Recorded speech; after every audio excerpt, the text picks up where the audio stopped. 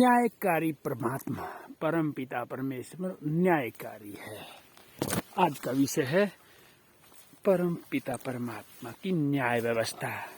यह साथियों, भगवान न्यायकारी है। कुछ लोग कहते हैं कि मेरी किस्मत खराब है, ये नहीं, सबको भगवान दयावान के साथ साथ न्यायकारी भी हैं।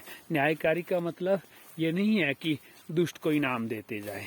हाँ, आपको, हमको, सबको हर काम करने की आज़ादी है, बिल्कुल हर काम, हर कर्म करने की आज़ादी है, परंतु फल उसकी एक निश्चित व्यवस्था के मुताबिक मिलता है। रावण से लेकर के कंस तक किसी को भी देख लीजिएगा, पूरा इतिहास गवाह है। सिकंदर से लेकर के सेल्यूकस और जितने भी प्राचीन इतिहास उठा करके देखे, राजा महाराजा और वर्तमान को ही देख लीजिएगा, न्यायकारी परमात्मा निसंदेह है। कोई उसके न्याय पर क्वेश्चन नहीं लगा सकता। हाँ ठीक है, अपनी व्यवस्था से लगा सकते हैं, क्योंकि परमात्मा ने असीमित शक्तियां दी हैं। हम परमात्मा को मान सकते हैं, परमात्मा को नहीं मान सकते, हम परमात्मा से तर्क कर सकते हैं, हम परमात्मा में 70 कमियां निकाल सकते हैं, लेकिन फल एक निश्चित व्यवस्था के मुताबिक ही मिलता है।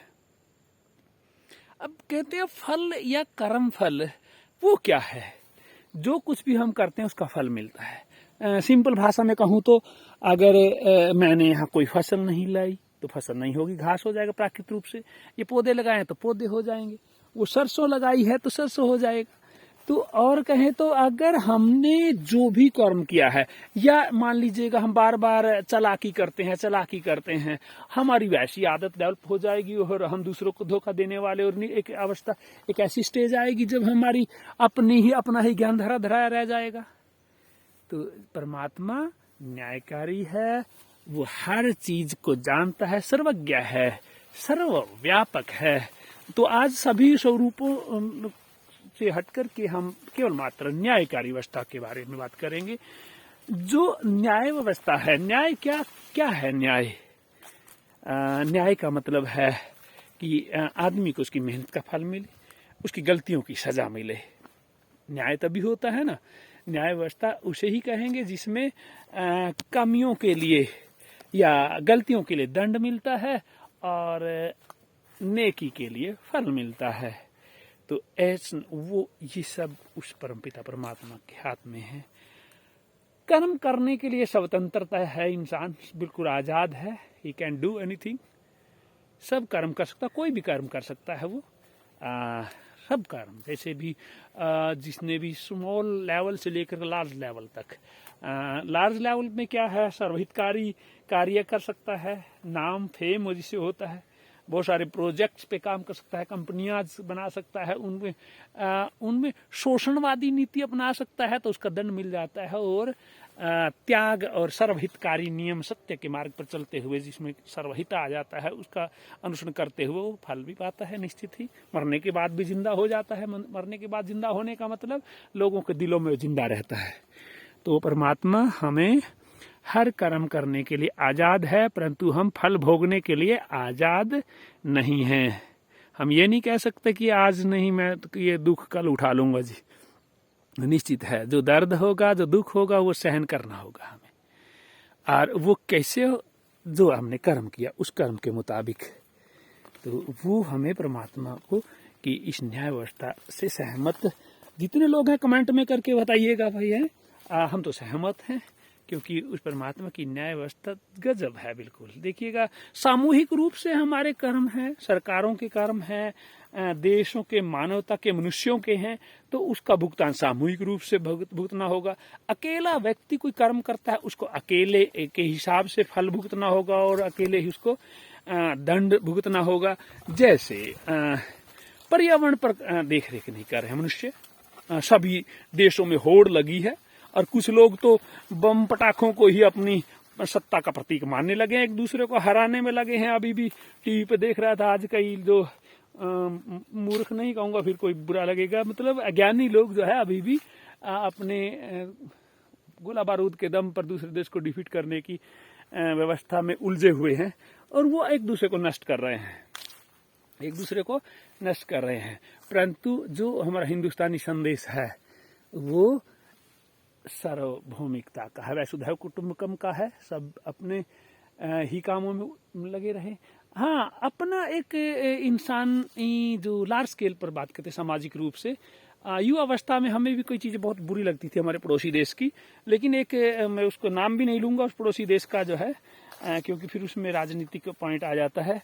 हाँ, उसमें हम भी सोचते थे वो ये ऐसा करते हैं तो हम नहीं कर सकते क्या, लेकिन उसने कहा देखते जाना आपके ही जीवन में निश्चित में इन कर्मों का उसको क्या फल मिलता है सामूहिक रूप से। क्योंकि सामूहिक रूप से का मतलब जब आम आदमी झूठे गलत बात के लिए नारे लगाता है ना, तो उसको भी भुगतान करना पड़ता है। और देखा वास्तव में इकोनॉमी क्रश हो गई, सारा कुछ हो गया, और फिर भी अभी वो घमंड नहीं जा रहा, वो घमंड जाता रहेगा अगर गलत घमंड पालेंगे तो। ये सामूहिक रूप से देशों पे भी लागू होती है, व्यक्तिगत वर्ताव पे भी लगती है। वो अल्लाह, वो वाहेगुरु, वो राम, वो ईसा न्यायकारी है। कहते हैं भगवान के घर देर हो सकती है, अंधेर नहीं। उस रब के घर अंधेर नहीं होगी, देर हो सकती है। हम सोचते हैं कि नहीं वो तो मजे कर रहा है, उसके मजे ही तो कहते हैं ना, भोगे न भुगता वयमेव भुगता। भोग हम भोग नहीं भोग रहे, भोग हमें भोग रहे हैं। तो उसी व्यवस्था के मुताबिक उसको पता भी नहीं लगता, क्योंकि उसने कड़ी मेहनत की है, चाहे वो दूसरे को डिफीट करने की है, दूसरे को नीचा दिखाने के, लेकिन उस व्यवस्था का फल उसको उसी अकॉर्डिंग, उसी अनुपात में, उसी व्यवस्था के मुताबिक उसको दंड या फल मिलता है। और फिर जहां तक बात है, मनुष्य को अपने कार्य किए हुए कार्यों का पता होता है। वो जिसको हम अंतरात्मा कहते हैं, वो कितना भी चालाक बने, कितना भी होशियार, कितना भी ज्ञानी हो, लेकिन उसको वो अपनी कमियों के बारे में जानता है, और अपनी गलतियां उसका दंड होती हैं, उसको परेशान करती हैं। तो इंसान को चाहिए कि उस रब के दिखाए मार्ग पर उसके सार्वभौमिकता, ऑल अराउंड क्या बोलते हैं राजनीति में, सह अस्तित्व का सिद्धांत, या उसमें बोलेंगे सभी का हितकारी कार्य है, उन पे ध्यान दे, चाहे वो सरकारें हैं चाहे व्यक्ति है। तो ये परमात्मा का ही देखिएगा, चारों तरफ कितना गजब का हरियाली है। और ये कर्म देखिएगा, आई फील प्राउड, क्योंकि वो कोई घमंड की बात नहीं है, लेकिन उस रब की मेहनत। क्योंकि मेरे को कहा गया था नील गायों के प्रकोप से आप 2100 पौधों में से 2000 क्या 100 भी नहीं बचा पाओगे, और ये सारे लगभग पूरे के पूरे 2100 क्यों 2200 और दूसरे पौधे भी, कहीं पीपल, कोई दूसरे हम हिंदुस्तानी पौधे उगाए हैं, चाहे वो आंवला है चाहे डेक है, तो वो सब हुए हैं। और उस रब की मेहर इन चीजों में हमें माननी चाहिए। हम बोलते हैं कि कुछ लोग कहते हैं परमात्मा तो गलत के खिलाफ लड़ने के लिए कहता है। हाँ, कहता है, वो कैसे आत्मरक्षा के सिद्धांत के अनुसार, परंतु कुछ नियम सामूहिक रूप से उस परमात्मा के बंदों ने बनाए हुए, चाहे वो, क्योंकि परमात्मा जब हम कहते हैं ना कण कण में मौजूद है, तो न्याय व्यवस्था में, सरकारों में, सरकार के तीनों अंगों में भी तो रब है। वो लोग कोई अलग से दूसरे प्रग्रह थोड़ी है, चाहे वो प्रधानमंत्री है, चाहे राष्ट्रपति है, चाहे चीफ मिनिस्टर है, वो भी तो हमारे ही हिस्सा है, वो भी तो उस रब के हिस्सा है।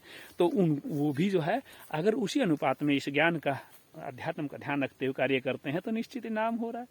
हुआ कि नहीं? अभी कुछ लोगों को जलन हो रही है हमारे हिंदुस्तान का जो फेम हो रहा है नहीं। हाँ, मैं उनको ज्यादा जिक्र ना करके, वैसे तो वीडियो में अच्छे इफेक्ट्स डाल करके, अच्छा दूसरे विद्वान हैं मेरे साथी, बड़े अच्छे से बात कह देते हैं।